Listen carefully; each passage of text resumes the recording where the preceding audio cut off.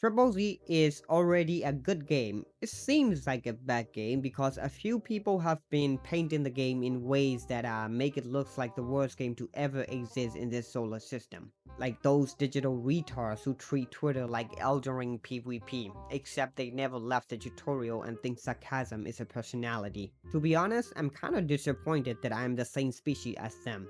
But you ignore what you can control, so it is what it is. The game has changed tremendously since its launch. It was indeed as shit as game when it first launched, but they revamped the combat system, actually removed the entire TV system, which was pretty niche. I am not gonna say bad because apparently a few people like that kind of shit.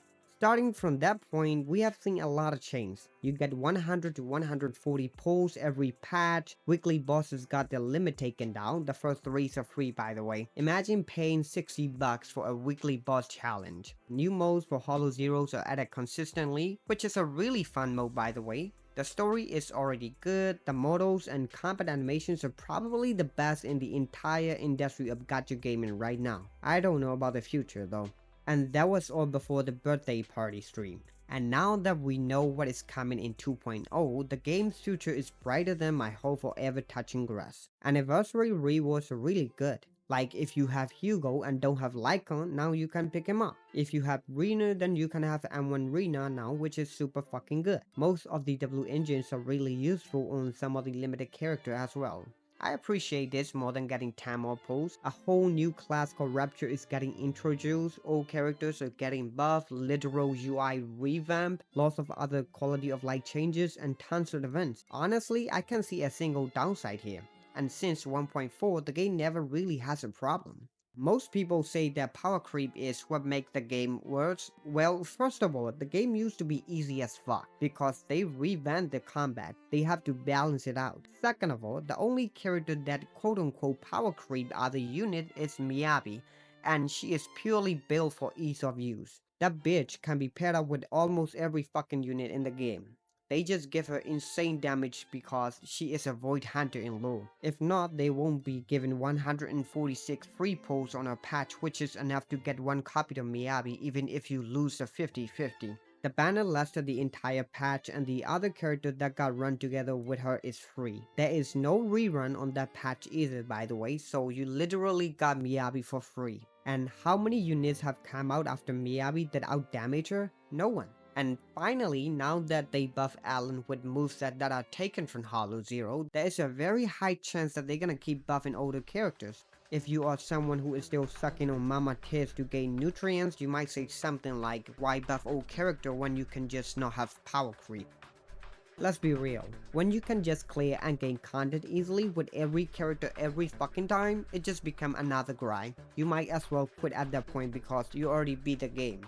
What's the point in constantly clearing the end game when you already know you can beat it? Just become a story only guide or some shit. Another one, buff on Alan is not just that increase, she got new moveset. It is not only refreshing the character value, it is also refreshing your experience with the character. Now you got a character that you pulled for a long time ago and is now back with a lot of new moveset and damage increase that can make her go toe to toe with some of the top DPSs. This not only makes you feel endgame challenging, it also makes your old character fun to use again. Kinda insane optimization if you ask me. The new class that got released is also pretty interesting. Those are entirely new mechanics. What is more interesting is that they want and buff older characters so that those characters can work with this new Rapture class agent type. Each one is going to be a very technical character. If you play her like a sweaty player, she might actually perform on the level of Miyabi, but this is just a speculation anyway, so.